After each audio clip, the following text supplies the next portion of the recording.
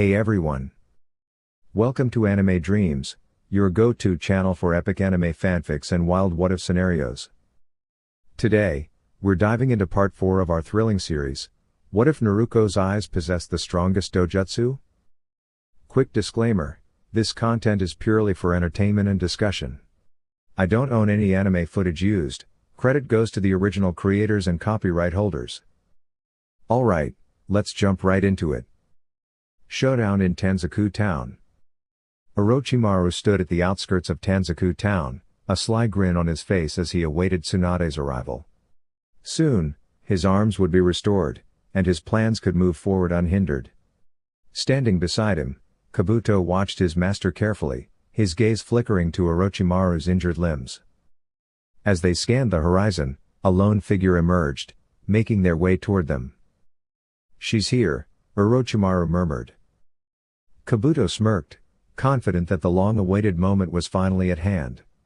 However, as Tsunade drew closer, Orochimaru winced, another wave of discomfort surging through him. Kabuto's expression shifted into a frown. Something felt off. "Lord Orochimaru, something isn't right," he said cautiously. Orochimaru remained silent for a moment before turning to address his fellow Sannin. "So, Tsunade, have you come to a decision?" Tsunade hesitated, her eyes momentarily lowering to the ground. "Yes. I will heal your arms. But you must bring them back," she stated firmly. Orochimaru's smirk widened. "Of course."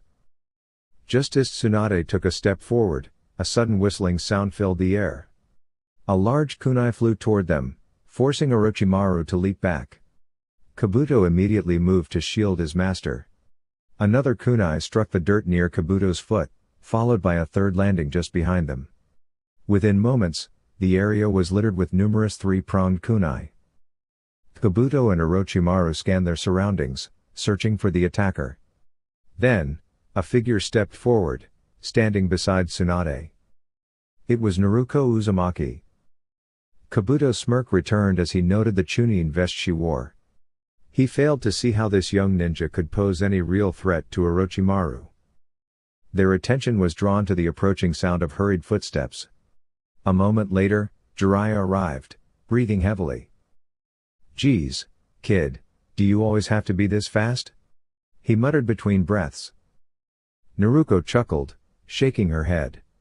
"It's not that I'm fast, you're just slow, pervy sage." Jiraiya frowned at the nickname. "I told you not to call me that." Naruko simply grinned before turning her focus back to Orochimaru and Kabuto. Kabuto's smirk remained. "So, Naruko, you actually managed to become a chunin. I suppose Konoha has lowered its standards." Naruko didn't react. Her expression became unreadable, and the change unsettled Kabuto slightly.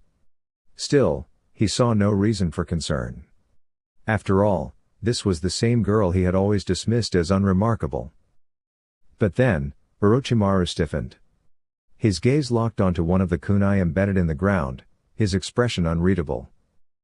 Kabuto turned to him, confused. "Lord Orochimaru, what is it?" Orochimaru remained silent, still staring at the weapon. He knew that kunai design all too well.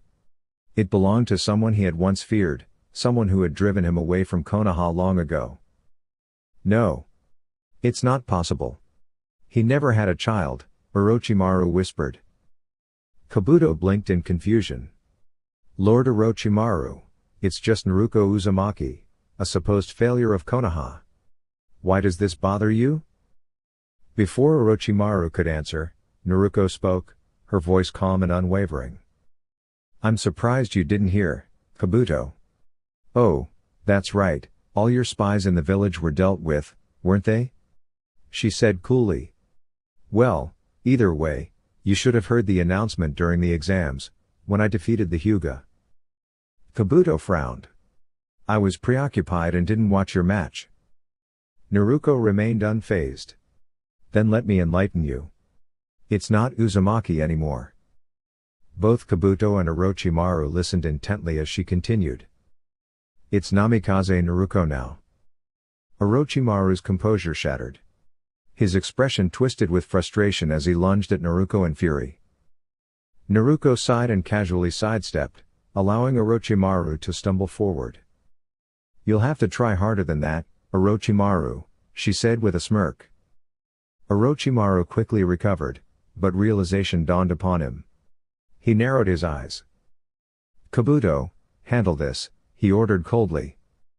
Kabuto nodded, stepping forward. Learning that Naruko was a namikaze was unexpected, but he dismissed the relevance.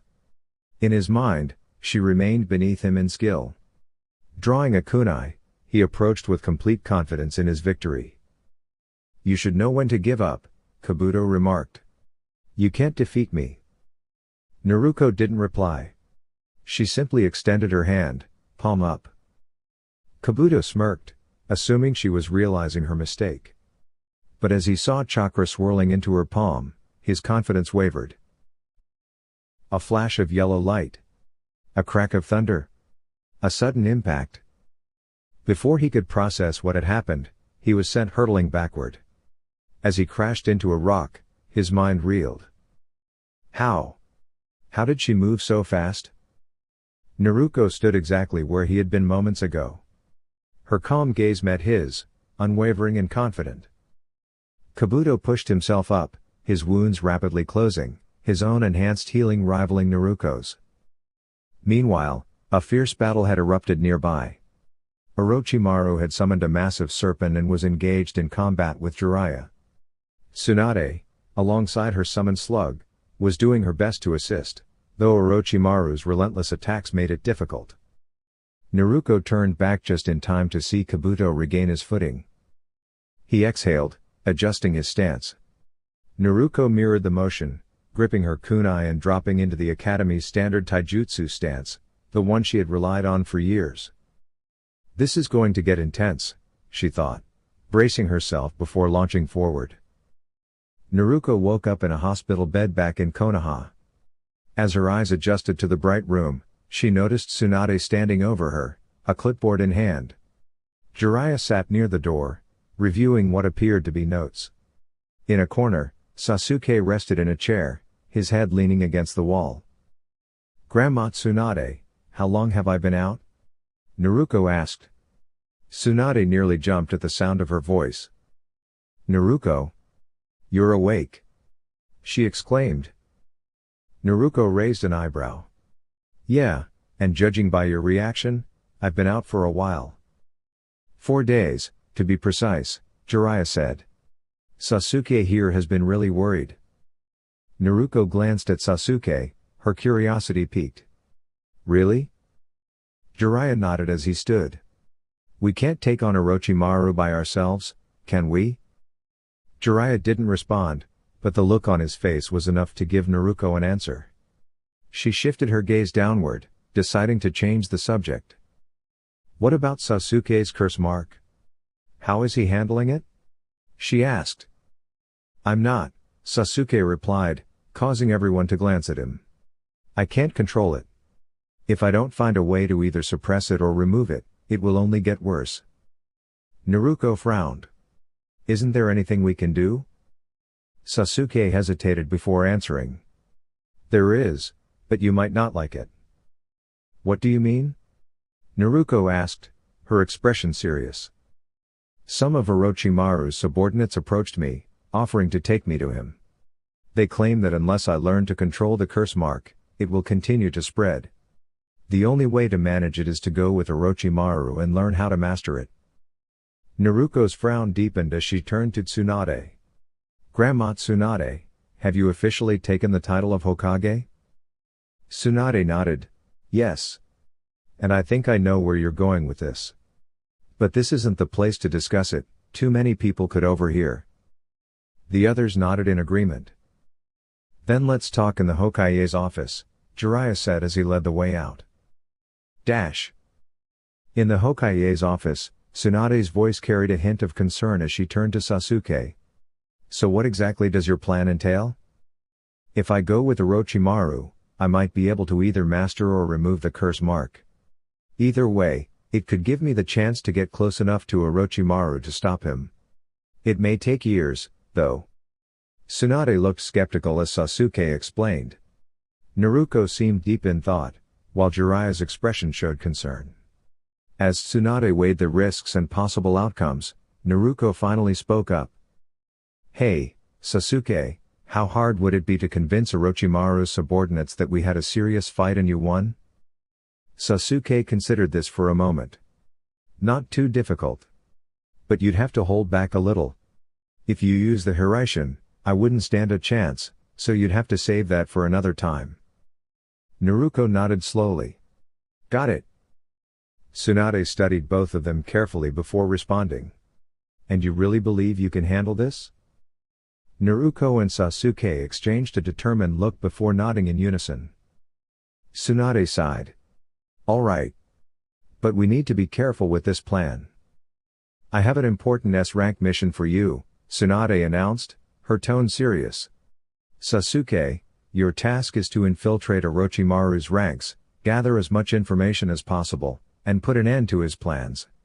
If you can master or remove the curse mark in the process, that would be ideal. Naruko, your role is to assemble a team and convince everyone that Sasuke has turned against the leaf. You are not to stop him, but you must make it look like you are trying to. Her voice wavered slightly, knowing the weight of the mission she was assigning. Grandma Tsunade, I think it would be best to bring Narashikamaru into the plan, Naruko suggested. Otherwise, he'll figure it out when I return without Sasuke.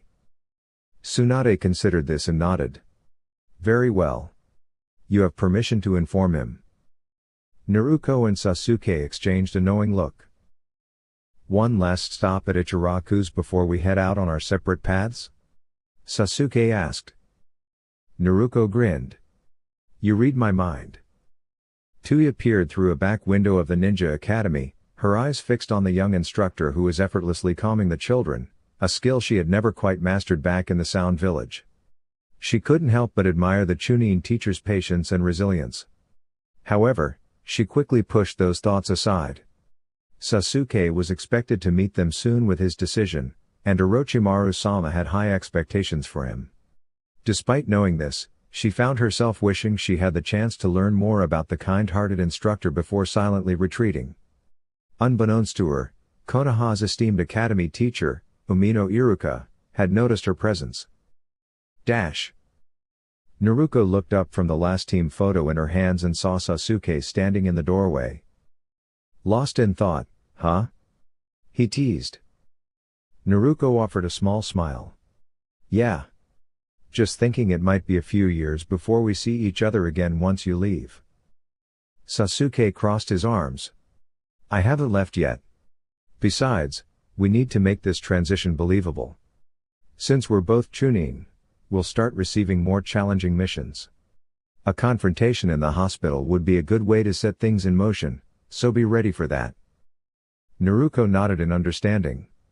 I get the feeling this is going to be the most elaborate prank this village has ever seen, or at least the longest one. The Uchiha heir chuckled. Only difference is, this time, you're not pulling it off alone. Naruko grinned mischievously. I think I can make an exception and work with a stubborn Uchiha just this once. Sasuke smirked. Good. I'd hate to have to prove you wrong. Naruko's grin widened. As if. You know I'd win.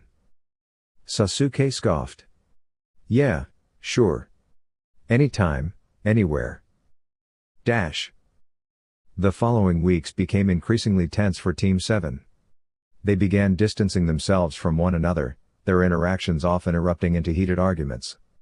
Kakashi grew concerned, feeling as though his team was falling apart, while Itachi worried that he might be losing his younger brother.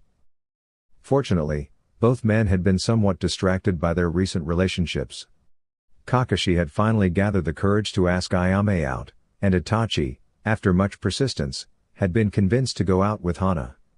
Still, despite the happiness in their personal lives, it took considerable effort from their partners to keep their minds from dwelling on their worries. Meanwhile, Sakura observed the growing divide between Naruko and Sasuke. She noticed that Naruko, who had once spent so much time with Sasuke, was now frequently seen with Team 10, Shikamaru in particular. Ino often joined them, which only made Sakura wonder if Naruko had truly moved on from Sasuke. Naruko was beginning to observe the people she would soon be working closely with. She understood that some might disagree with the Uchiha's decisions, and while she sometimes felt frustrated by their opinions, she knew she had to remain composed and set aside her personal feelings. Letting out a small sigh as she walked down the street, she stopped in front of a familiar building. She barely noticed the sign above the entrance that read Yamanaka Flower Shop. As she stepped inside, a cheerful voice greeted her. "Welcome to the Yamanaka Flower Shop. Do you need any help?" Naruko smiled as she recognized the blonde girl sitting at the counter. "Not this time, Ino. I already know what I'm here for." "Oh, Naruko. I was just thinking about you." Naruko chuckled. "Thinking about me, huh? Nothing bad, I hope. At least not like those over-enthusiastic fans." Ino suppressed a grin at the way Naruko shivered at the thought of her fan club. Practically overnight, a group had formed and started calling themselves the Namikaze Fan Club. They would follow Naruko around, trying to catch a glimpse of her training or simply going about her day. The whole situation had become quite the distraction, often leaving Naruko exasperated. "No, nothing too serious. I was just wondering if you'd like to spend some time together. You know, just the two of us?" Naruko looked at Ino, her bright blue eyes widening slightly. "What exactly do you mean?" Ino couldn't help but smile at the question. "I mean, like a date, of course. What else would I be asking?" Naruko seemed to think it over for a moment before grinning. "Why not? Are you free this Saturday?" Ino nodded enthusiastically. "Great. I'll come by to pick you up at 5. Naruko said as she placed a pair of flowers, an iris and a lily, on the counter. Ino rang them up at the register, taking the payment as Naruko turned to leave. Just as she reached the door, Ino noticed something. "Hey, Naruko. You forgot one of your flowers," she called out. Naruko glanced back over her shoulder with a warm smile. "I didn't forget. That one's for you." She waved before stepping out the door, leaving Ino momentarily speechless. Iruka sat quietly, savoring the warm bowl of ramen in front of him. His thoughts wandered at a pace faster than usual, something that rarely happened even during his most challenging days at the academy. Who was that woman? He wondered. He hadn't recognized her, nor had he noticed a forehead protector on her. The mystery unsettled him, much like Naruko's recent behavior. Lately, the usually energetic blonde had been acting out of character, often zoning out and staring into space at the most unexpected moments. Most recently, it had happened when Iruka had taken her out for ramen. She had frozen, her chopsticks halfway to her mouth, before slowly lowering them back into the bowl.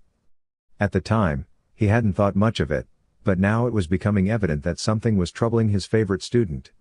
He let out a quiet sigh, reluctantly setting aside his concerns about Naruko for now, and refocused on the immediate mystery, the unknown ninja. Naruko paused at Training Ground 7, standing silently in front of the hero's monument. Hours passed before she finally shifted. "Sasuke," she said, her voice steady but tinged with an unreadable emotion. "Naruko. It starts tomorrow night." The blonde turned her head slightly, processing his words. "I see. Then it's best if you're not seen anywhere near me until it's time for us to bring you back." Sasuke gave a small nod. "I just wanted to play one more game of shogi with you before I had to leave." Naruko turned fully toward him, her expression softening. "That sounds like a good idea." A small grin appeared on Sasuke's face as he set the shogi board on the ground. "How badly do you think you're going to lose this time?" he teased. Naruko let out a confident huff. "In your dreams, Sasuke." Hoshigaki Kisame sprinted through Konoha, completely oblivious to the growing tension among the local shinobi. At the moment, his focus was entirely on the determined Jinan chasing after him, wielding a large cooking knife. "Sushi! Choji shouted enthusiastically. Get away from me, you enthusiastic Akimichi. Kisame yelled, growing weary of this peculiar routine. Every time Choji saw him, he would exclaim sushi, pull out the oversized cleaver, and start chasing him through the village. What puzzled Kisame even more was how the villagers treated the spectacle as mere entertainment. Better pick up the pace, he's gaining on you. Whoa, looks like he sharpened the knife today. Ooh, he looks extra motivated this time. Kisame sighed but kept running. I suppose I could get used to this. If only he'd put the knife away. As he turned a corner, he suddenly collided with someone and tumbled to the ground. Bracing himself for the worst, he cautiously looked up, only to find a civilian girl sprawled out on the ground instead of the energetic Akimichi. Glancing back, Kisame spotted Choji rounding the corner, still in pursuit. Without hesitation, Kisame scrambled to his feet and took off running again. Hey, Kisame. Aren't you going to apologize? Choji called out, though it was unclear whether Kisame had even heard him in his rush to escape. Choji let out a short sigh before bending down to offer the girl a hand. Are you all right? He asked kindly. The girl nodded, her eyes fixed on him as she took his hand. Choji suddenly felt a little self-conscious under her gaze. All right, that's good. Well, I have to go catch up to him, gotta keep him on his toes, he said with a friendly grin before dashing off after Kisame. The girl stood still for a long moment, watching as he disappeared into the distance. Dreamy, she murmured softly. The day had finally come for Sasuke to leave the village. As he walked down Konoha's main road toward the gate, he took in every building, committing each detail to memory. He knew this might be the last time he saw them. As he approached the village entrance, he noticed a lone figure standing near a bench at the side of the road. The familiar pink hair made it clear, it was Sakura, his teammate. Sasuke, where are you going? She asked, her voice filled with concern. Sasuke paused for a moment, considering his response. This village no longer holds anything for me. Step aside, he said firmly. Even as he spoke, he felt a twinge of guilt at the sadness in her eyes. But the team. We were finally working so well together. And I thought you. She trailed off, her voice trembling with emotion. Sasuke knew he had to say something that would make her stop following him, no matter how painful it was. Did you really think there was anything more between us? He said, keeping his tone distant. I only spent time with you because it was convenient. Someone like me has a different path to follow. The words felt hollow, even to him, but he forced himself to say them.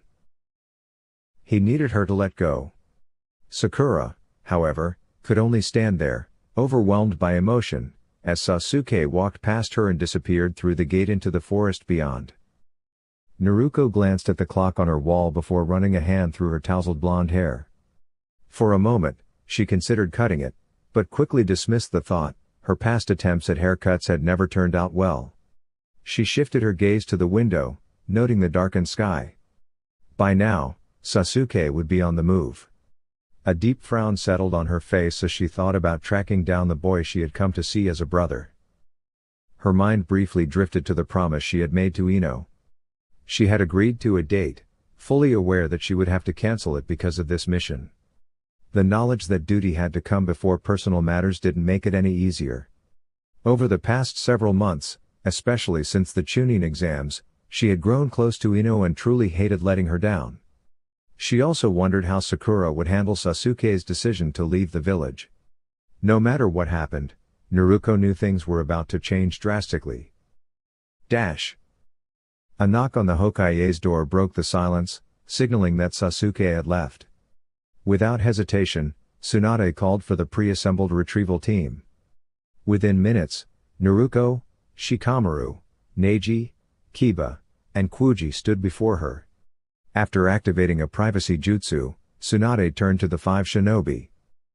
Sasuke has begun his mission, she stated. This is the second phase of your assignment. Your goal is to stage a retrieval attempt? Remember, Sasuke's mission is to infiltrate Orochimaru's organization, learn how to manage the curse mark, and send us information when possible. Do not, under any circumstances, jeopardize his cover. That means you must put in a genuine effort to capture him, but ensure it does not actually succeed. If possible, try to capture or subdue any of Orochimaru's subordinates. They could serve as valuable sources of information. She paused, giving each of them a firm look. Understood? The team saluted in unison before swiftly departing for the village gates. As they vanished from sight, Tsunade leaned back in her chair, pulling out a small cup of tea. Good luck, Sasuke, she murmured. I hope this path leads you where you need to go. Dash. As the team gathered at the gate, Naruko glanced over at Shikamaru, their leader for this mission. He noticed her gaze and gave a small nod. Slowly, the two of them scanned their teammates, exchanging brief but meaningful glances until everyone had made eye contact. Shikamaru exhaled deeply. Everyone knows their role. We've reviewed the plan enough times.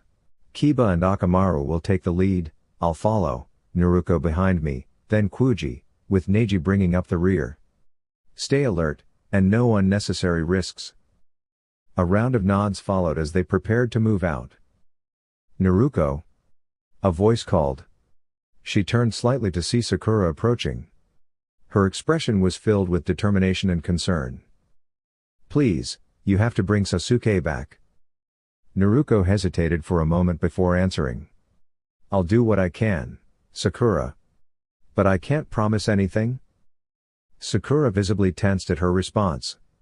Naruko had always been so confident, always certain of her actions.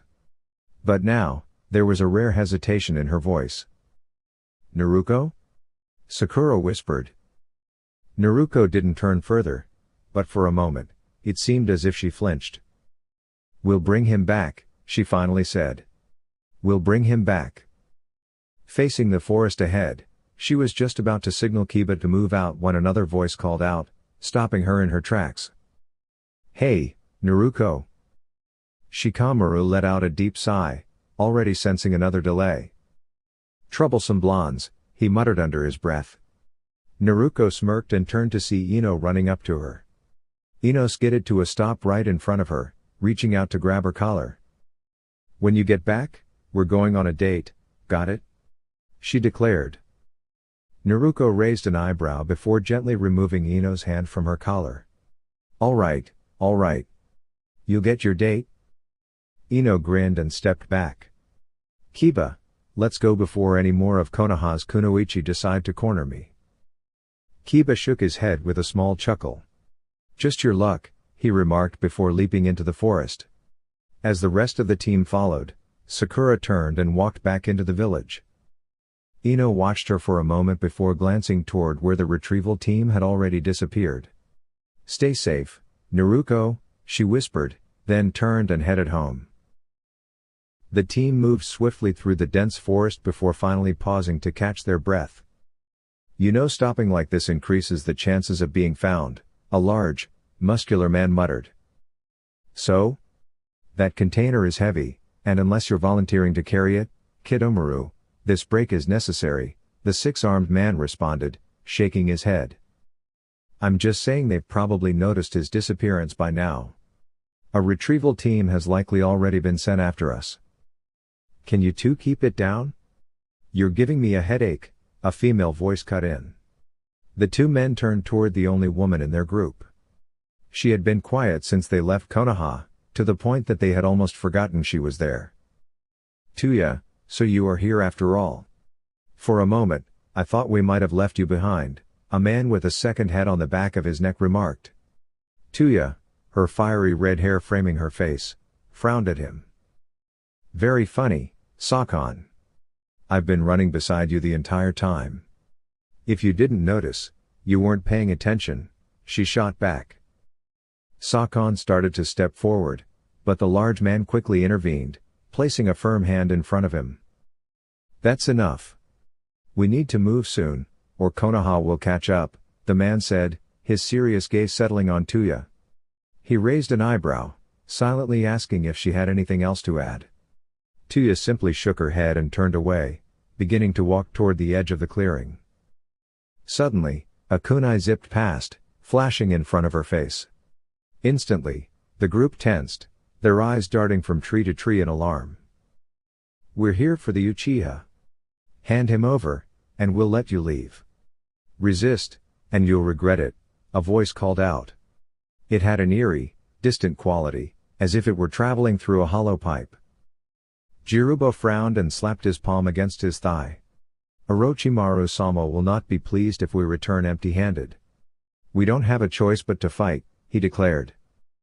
At that moment, a Konoha Genin leapt down from the trees, his oversized fist nearly striking Tuya. Moving quickly, Kidomaru grabbed the container holding the Uchiha. "Jirubo! Hold them off!" he shouted, bounding out of the clearing. Sakon and Tuya followed close behind. Jirubo growled in frustration before launching an attack at the young ninja in front of him, but his opponent met him head-on with equal strength. The two struggled against each other, neither willing to give in.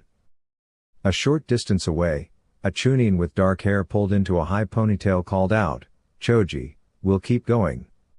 Catch up when you can?" Choji nodded in response, understanding Shikamaru's signal. His expression hardened as he turned back toward his opponent. "All right. Now it's my turn."